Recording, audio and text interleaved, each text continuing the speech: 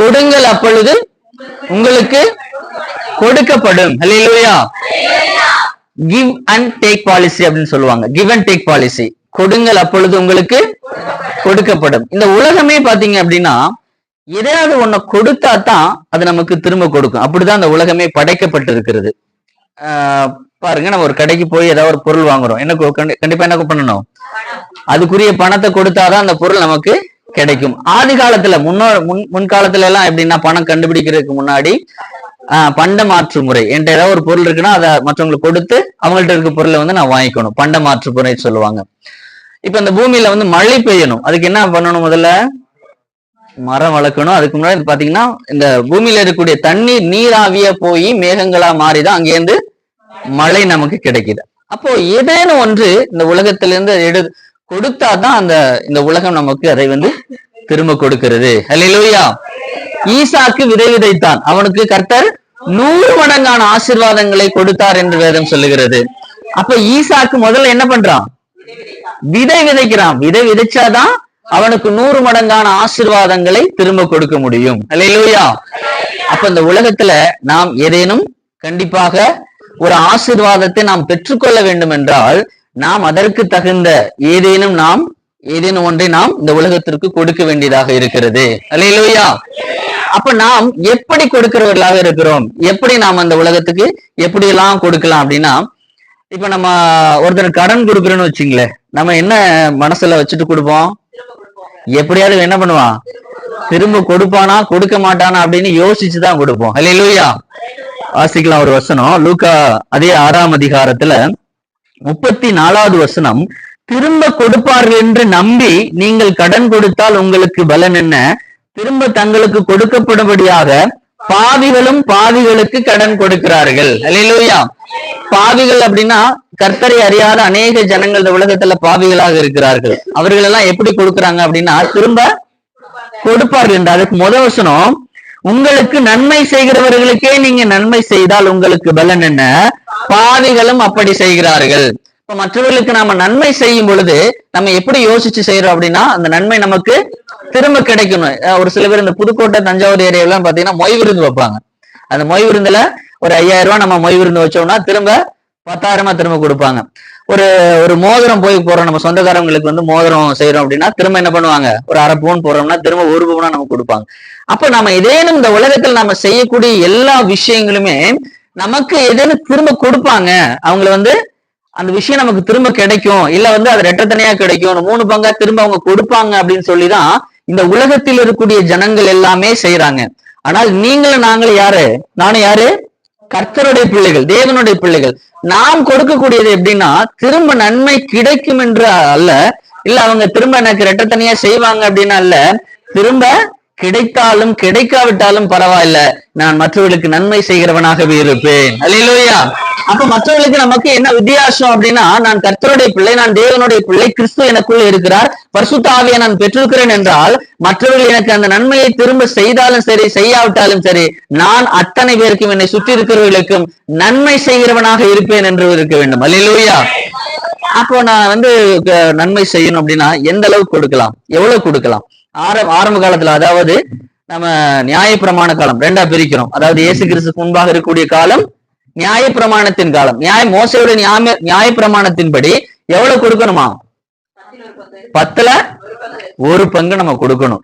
ஆனால் கிருபை பிரமாணம் என்ன சொல்கிறது? நாம இப்ப வாழ்கிற எனக்கு பிரமாணம் கிருபையின் பிரமாணம். இயேசு கிறிஸ்து நமக்கு கொடுத்திருக்கக்கூடிய அந்த பிரமாணத்திற்கு பேரு கிருபை பிரமாணம். அப்ப இந்த கிருபை பிரமாணம் நமக்கு என்ன சொல்கிறது? லூக்கா 3ஆம் அதிகாரம் 11வது வசனம். லூக்கா 3:11. அவர்களுக்கு அவன் பிரதியுத்தரமாக 2 அங்கிகளை உடையவன் இல்லாதவனுக்கு கொடுக்க கடவன். அல்லேலூயா. 2 அங்கிகளை உடையவன் இல்லாதவனுக்கு கொடுக்க கடவன். அப்ப 10ல் எத்தனை பங்குங்க? Half and half. 10ல் 5. நல்லா சொல்லுங்க. 10ல் 2ல் 1ன்னா 10ல் எவ்வளவுங்க? அப்ப நியாயப்பிரமாணத்தின்படி ஒருத்தர் 10ல் எத்தனை கொடுக்கணும்? நியாயப்பிரமாணத்தின்படி 10ல் 1 தான் கொடுக்கணும். ஆனா கிருபை பிரமாணத்தின்படி 10ல் எவ்வளவு கொடுக்கணும்? என்னடா முதலுக்கே மோசமா இருக்க மாதிரி யோசிக்காதீங்க. அல்லேலூயா. 10ல் எவ்வளவு கொடுக்கணும்? 5 கொடுக்கணும். இப்ப நல்லா யோசிச்சு பாருங்க. இப்ப அம்பானி இருக்கிறார், அவருடைய சொத்து மதிப்பை வச்சு பாருங்க. இதே இந்தியாவுல ஏழைகள் இருக்கிறாங்களா? இருக்கிறதுக்கு வீடு இல்லாதவர்கள் இருக்கிறாங்க. ஒரு நாளைக்கு 3 வேளையும் சாப்பாடு கிடைக்காம ஒரு வேளையோ இல்ல அந்த ஒரு வேளை கூட சாப்பாடு கிடைக்காதவங்க அநேகர் இருக்காங்க. ஒரு ஆன ட்ரெஸ், அதாவது கிழிஞ்ச ட்ரெஸ் போட்டுட்டு இருக்கிறவர்களும் இந்த உலகத்துல இருக்கிறாங்க. அதே வேளையில உயரத்துல மிகப்பெரிய பணக்காரர்களும் இந்த உலகத்துல இருக்கிறாங்க.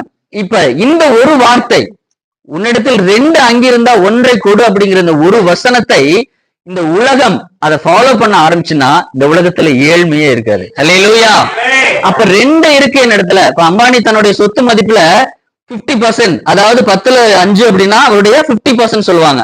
டோட்டலா இருக்கக்கூடிய சொத்து மதிப்புல பாதியை எடுத்து இந்த உலகத்தில் இருக்கக்கூடிய, அட்லீஸ்ட் இந்த இந்தியாவில் இருக்கக்கூடிய ஏழைகளுக்கு கொடுத்தாலே இந்த இந்தியாவுல என்ன இருக்காது?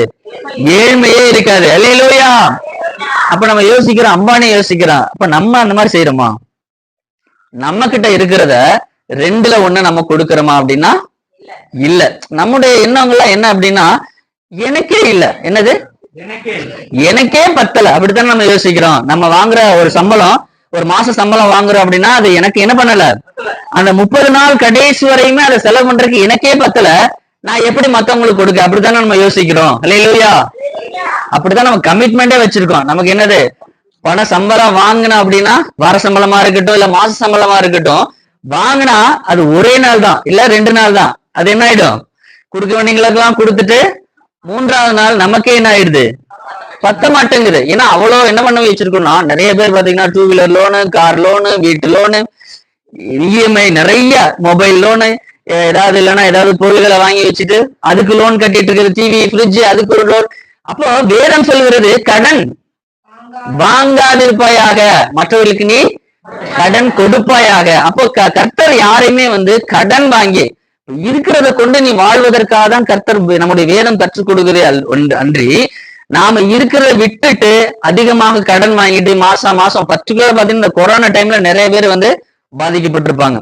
வாங்கின கடனை அவன் உனக்கு வருமானம் இருந்தாலும் இல்லாட்டி என்ன பண்ணிதான் ஆகணும், இஎம்ஐ கட்டியே ஆகணும். அப்படிப்பட்ட சூழ்நிலை நாமளே என்ன பண்றோம், நாம உருவாக்கி கொள்கிறோம். அல்லேலூயா. அப்ப நாம் நம்மளுடைய தேவைகளை மாத்திரம் யோசிச்சு அதை மாத்திரம் செய்கிறவர்களாக அல்ல, என்னிடத்தில் உள்ளதை மற்றவர்களுக்கு நான் கொடுப்பதற்காகவே அந்த ஆசீர்வாதம் எனக்கு கொடுக்கப்படுகிறது. அல்லேலூயா. ஒருவனுக்கு கொடுக்கப்படக்கூடிய ஆசீர்வாதம் அது எனக்கு மாத்திரமல்ல, நான், என்னுடைய குடும்பம், என்னுடைய வீடு, என்னுடைய பிள்ளைகள், என்னுடைய சொந்தம், அப்படின்னு என்னுடைய சுயநலமாய் மாத்திரம் வாழ்வதற்காக எனக்கு கொடுக்கப்படவில்லை, என்னை சுற்றி இருக்கக்கூடிய அநேக ஜனங்களுக்கு கொடுக்கப்படும்படியாகவே அந்த ஆசீர்வாதம் கொடுக்கப்படுகிறது. அல்லேலூயா. எத்தனை பேர் விசுவாசிக்கிறீங்க? உங்களுக்கு கொடுக்கப்படக்கூடிய ஆசீர்வாதம் உங்களுக்காக மாத்திரமல்ல, அதை மற்றவர்களுக்கு கொடுக்கும்படியாகவும், மற்றவர்களுக்கு அதை நீங்கள் ஆசீர்வாதமாக, நீங்கள் மற்றவர்களுக்கும் ஆசீர்வாதமாக இருப்பதற்காகவே உங்களுக்கு கொடுக்கப்படுகிறது. யோசேப்பு அவனை ஒரு மிகப்பெரிய ஒரு ராஜ்யத்துல ராஜாவுக்கு அடுத்த இடத்துல அவர் உயர்த்தப்படுறான். அந்த யோசேப்பை தேடி என்ன பண்றான்னா அவருடைய சகோதரர்கள் வர்றாங்க. அப்போ அந்த வேதம் சொல்லுகிறது, இவனுடைய இந்த உயர்வை நிமித்தம் அவருடைய சகோதரர், அவருடைய தகப்பனாருடைய குடும்பம், அந்த 12 கோத்திரமும் அந்த எகிப்து தேசத்திலே அவர்கள் யோசேப்பினால் என்ன பண்ணப்படுறாங்க, போஷிக்கப்படுகிறார்கள். அல்லேலூயா. அப்ப அந்த வறுமை நிமித்தம் யோசேப்பு உயர்த்தப்பட்டதற்கு காரணம் என்ன, அவர் கூட இருக்கக்கூடிய அந்த 12 கோத்திரமும் ஏற்ற வேளையிலே வறுமையின் காலத்திலே அவர்களை போஷிக்கும்படியாகவும் அவர்களை ஆசீர்வதிக்கும்படியாக தான் யோசேப்பை கர்த்தர் என்ன பண்றாரு, முன்னாடியே அந்த எகிப்து தேசத்திற்கு கொண்டு போனார். அல்லேலூயா. அதே போலதான் உங்களை உயர்த்துவதும் உங்களுக்கு கொடுக்கப்படக்கூடிய ஆசீர்வாதமும் நீங்களும் உங்களுடைய குடும்பத்தார் மாத்திரம் வாழ்வதற்காக மாத்திரம் அல்ல, இந்த உலகத்தில் இருக்கக்கூடிய அநேக ஜனங்களுக்கு நீங்கள் ஆசீர்வாதமாக இருப்பதற்காகவே கொடுக்கப்படுகிறது. அல்லேலூயா. அப்ப நான் என்கிட்ட இருக்கிறத 2ல் 1 பங்கு நான் கொடுக்க ஆரம்பிச்சிட்டேன் அப்படின்னா, அப்போ நம்ம சுற்றி இருக்கக்கூடிய அநேக ஜனங்களுக்கு அது ஆசீர்வாதமாக மாறும். இப்ப என்கிட்ட நம்ம மிஞ்சி போனா ஒரு மாசத்துக்கு ஒரு 20,000 சம்பாதிப்போமா, இல்ல ஒரு 30,000 சம்பாதிக்கணும்னு வச்சுங்களேன். 30,000 ரூபாயில என்னால ஒரு 15,000 ரூபாய் என்னால திரும்ப கொடுக்க முடியல அப்படின்னா, நாம ஒரு அம்பானி எடுத்துட்டோம் அப்படின்னா அவர் கோடிக்கணக்கில் சொத்து வச்சிருக்காரு, அவரு எப்படி கோடிக்கணக்கான பணத்தை திரும்ப கொடுக்க முடியும்? அல்லேலூயா. இப்ப அதே மாதிரி பாத்துங்களேன், ஒரு தசம பாகட்டும் ஒரு 10 ரூபா ஒரு 100 ரூபாய் இருக்கு, 100 ரூபாயில 10 ரூபாய் கொடுக்கறது ரொம்ப ஈஸி. என்கிட்ட வந்து ஒரு மாசம் ஒரு 10,000 ரூபாய் இருக்கு, அதுல ஒரு 1000 ரூபாய் கொடுக்கறது கூட என்னது ஈஸி. என்கிட்ட 1 லட்சம் ரூபாய் இருக்கு, 1 லட்சம் ரூபாயில 10,000 ரூபாய் கொடுக்கறதுங்கிறது ரொம்ப யோசிப்போம். என்னடா 10,000 ரூபாய் போய் கொடுக்கணுமா? அந்த பணம், அந்த மத்தவங்களுக்கு கொடுக்கக்கூடிய பணம் அதிகமாக அதிகமாக நமக்குள்ள என்ன இருக்கு, ஒரு என்ன இது இவ்வளவு போய் நம்ம கொடுக்கணுமா? அப்ப கர்த்தர், நீங்க ஒரு 1000 ரூபாய் இருக்கும்போது 100 ரூபாய் நீங்க கொடுத்தீங்க இல்லையா, அதை பார்த்துதான் கர்த்தர் உங்க கையில ஒரு 1,00,000 ஆசீர்வாதமா கொடுக்கிறார். அல்லேலூயா. எந்த மாதிரி விசுவாசிக்கிறீங்க? நீங்க கொஞ்சத்துல உண்மையாக இருக்கும் பொழுது உங்களே அதிகத்திற்கு அதிபதியாக மாற்றுகிறார். அல்லேலூயா. இங்க கவனிங்க, எங்க கவனிங்க. அப்போ உங்களுக்கு கொடுக்கப்பட்ட ஒரு ஆசீர்வாதம், அது கொஞ்சத்துல நீங்க எந்த அளவுக்கு உண்மையாக இருக்கிறீர்களோ, அந்த அந்த நீங்க கொடுக்கப்பட்ட கொஞ்சத்துல நீங்க எந்த அளவுக்கு மற்றவர்களுக்கு ஆசீர்வாதமாக இருக்கிறீர்களோ, அதை பொறுத்தா உங்களுடைய ஆசீர்வாதம் பல மடங்குகளாக பெருகும். அல்லேலூயா. இன்னொரு வசனத்தை கூட நம்ம வாசிக்கலாம். இயேசு கிறிஸ்து பரலோக ராஜ்யத்துக்கு, அதாவது பரலோக ராஜ்யத்துக்கு போவதற்கு முன்பாக அவர் சிலுவை பாடுகளை அடையும்படியாக போயிட்டு இருக்காரு. அப்போ வந்து ஒரு இளைஞன் வந்து கேட்கிறான், நான் வந்து சின்ன வயசுல இருந்தே நியாயப்பிரமாணத்தை ரொம்ப தெளிவா வந்து கற்று தேர்ந்து அதன்படி நடக்கக்கூடியவன், நான் வந்து பரலோக ராஜ்யத்தை அடைவதற்கு என்ன செய்யணும் அப்படின்னு கேட்கிறான். அப்போ இயேசு கிறிஸ்து சொல்றாரு, உன்னிடத்தில் இருக்கிற எல்லாவற்றையும் விற்று தரித்திரக்கூட. வசனம்லாம் பக்காவா தெரிஞ்சு வச்சிருக்கோம். அல்லேலூயா. உன்னிடத்தில் உள்ளதை எல்லாவற்றையும் விற்று தரித்திரம். முதல்ல பார்த்தது 2ல 1 கொடுக்க சொன்னாரு. ஆனால் இப்ப இயேசு கிறிஸ்து என்ன சொல்றாரு, உன்னிடத்தில் உள்ளதை எல்லாவற்றையும் விற்று, என்ன சத்தமே வரமாட்டேங்குதே, உன்னிடத்தில் உள்ளதை எல்லாவற்றையும் விற்று சத்தமா தரித்திரருக்கு கொடு. அல்லேலூயா. இந்த உலகத்துல நாம வந்து சொத்து சேர்த்து ஃபியூச்சருக்காக, நம்முடைய எதிர்காலத்திற்காக சேமிச்சு வச்சு இந்த உலகத்துல நம்மளுடைய ஆசீர்வாதங்களை சேர்த்து வைப்பதற்காக இந்த உலகத்தில் நாம் அழைக்கப்படவில்லை. அல்லேலூயா. நம்முடைய மேக்சிமம் பாத்தீங்க அப்படின்னா எல்லாருக்கும் சேவிங்ஸ் இருக்கா, சேமிப்பு இருக்கும் இல்லையா? என்னுடைய பிள்ளைக்கு எதிர்காலத்துக்கு, என்னுடைய பிள்ளையோட கல்யாணத்துக்கு, நிறைய வீட்டுல பாத்தீங்கன்னா நல்ல நகைகள்லாம் சேர்த்து வைக்கிறோம். இது என்னுடைய பிள்ளையோட எதிர்காலத்துக்கு, அதாவது படிப்பு செலவுக்கு, இது கல்யாண செலவுக்கு, இன்னும் பாத்தீங்கன்னா பேர பிள்ளைகளுக்குள்ள சேர்த்து வைக்கிறவங்க எல்லாம் இருக்கிறாங்க.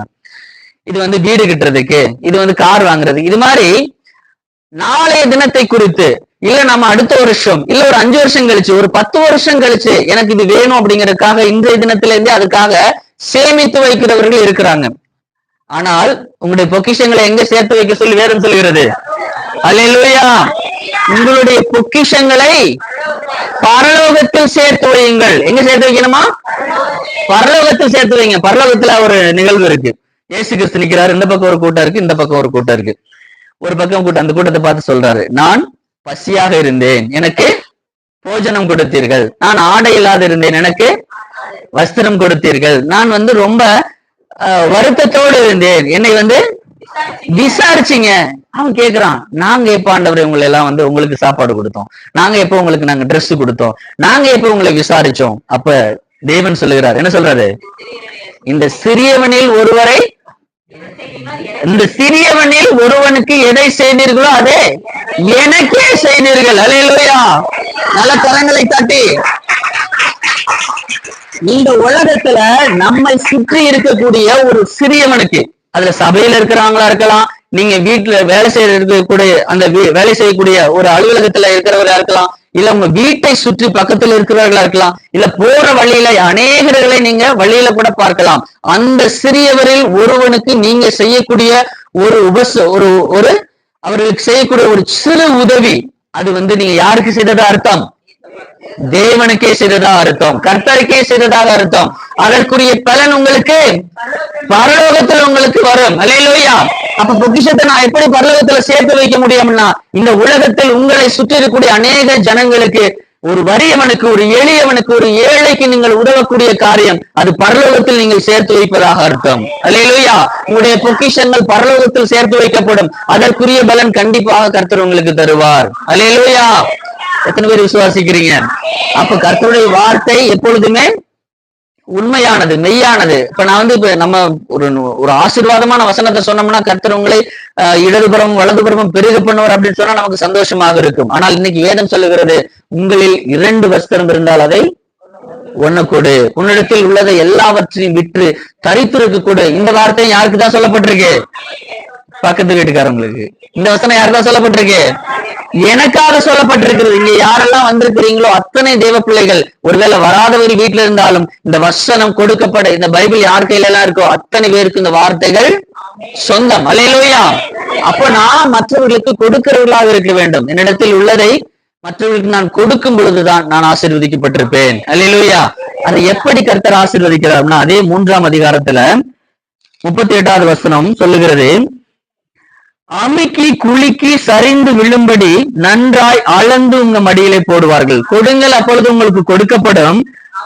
அமுக்கி குலுக்கி சரிந்து விழும்படி நன்றாய் அளந்து உங்களது மடியிலே ஓடுவார்கள். அல்லேலூயா.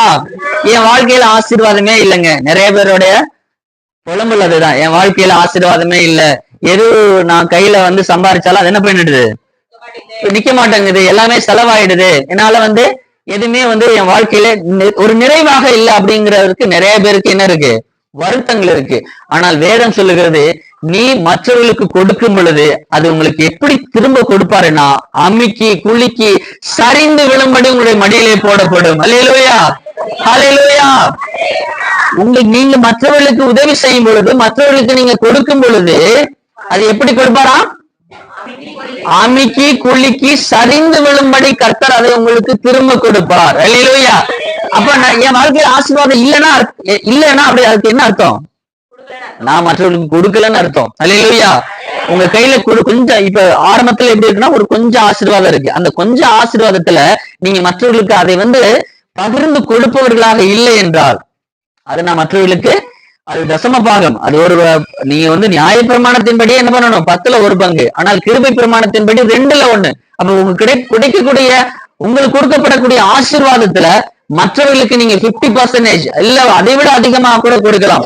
அப்படி நீங்க கொடுக்காத பட்சத்துல உங்களுக்கு அது திரும்ப கர்த்தர் கொடுக்க மாட்டார். அடுத்த வசனம் அதுக்கு பின்னாடியே பாருங்க, நீங்கள் எந்த அளவினால் அளக்கிறீர்களோ அந்த அளவினால் உங்களுக்கு அளக்கப்படும். அப்ப எனக்கே கொடுக்கறதுக்கு மனசு இல்லைன்னா கர்த்தரிடத்துல நாம எதிர்பார்க்கறதுல வேஸ்ட், பிரயோஜனமே இல்லை. அல்லேலூயா. அப்ப நான் தேவனிடத்துல ஒரு ஆசீர்வாதத்தை பெற்றுக்கொண்டேனானால் அது எனக்கு மாத்திரமல்ல, என்னை சுற்றி இருக்கக்கூடிய அநேக ஜனங்களுக்கு நான் ஆசீர்வாதமாக இருப்பதற்கு, மற்றவர்களுக்கு நான் கொடுக்கும்படியாக, மற்றவர்களுக்கு அதை நான் திரும்ப கொடுக்கும்படியாகவே கர்த்தர் என்னை ஆசீர்வதித்திருக்கிறார். அப்ப அந்த ஆசீர்வாதத்தை நான் கொடுக்கும் பொழுது, அதை மற்றவர்களுக்கு நான் பகிர்ந்து கொள்ளும் பொழுது, தேவன் எனக்கு அமுக்கி குலுக்கி சரிந்து கொள்ளும்படியாக அதை எனக்கு மேலும் மேலும் பலனதான் கர்த்தர் கொடுப்பாரே விழுந்து என் வாழ்க்கையில குறைவே, அல்லேலூயா, என் வாழ்க்கையில குறைவே வராது. அப்ப நான் கொடுக்கறதுனால நான் குறைஞ்சு போயிடுவேனா? நான் மற்றவர்களுக்கு கொடுக்கும் போது எனக்கு இல்லாம போயிடுமே, என் பிள்ளைகளுக்கு இல்லாம போயிடுமே, என்னோட எதிர்காலத்துக்கு இல்லாம போயிடுமே அப்படிங்கிறது அல்ல. உங்களுக்கு 5 வயசுல போடுறதுக்கு ஒரு ட்ரெஸ் கொடுத்திருக்கிறாரு, 10 வயசுல போடுறதுக்கு அந்த ட்ரெஸ் கொடுத்திருக்கிறாரு. நீங்க 20 வயசு வரும்போது நீங்க அதே 5 வயசுல போட்ட ட்ரெஸ்ஸா கொடுக்குறாரு. அப்புறம் 20 வயசுனா அந்த சைஸ் தந்தான ட்ரெஸ் என்ன தராரு? கர்த்தர் கொடுப்பார். அல்லேலூயா. அப்போ ஏற்ற காலத்திலே ஏற்ற நேரத்திலே உங்களுக்கு தேவை, உங்களுடைய அத்தனை தேவைகளையும் கர்த்தர் சந்திப்பதற்கு கர்த்தர் போதுமானவராக இருக்கிறார். அல்லேலூயா. அப்ப நீங்க உங்க கையில இருக்கக்கூடிய ஆசீர்வாதங்களை மற்றவர்களுக்கு நீங்கள் பகிர்ந்து கொடுக்கும் பொழுது அதற்குரிய ஆசீர்வாதத்தை கர்த்தர் உங்களுக்கு பின்பாக கண்டிப்பாக தருவதற்கு கர்த்தர் போதுமானவராக இருக்கிறார். அல்லேலூயா. அப்ப நான் ஒருவேளை கொடுக்காமல் போனால் என்ன ஆகும்? நீதிமொழிகள் 26, 27. நீதிமொழி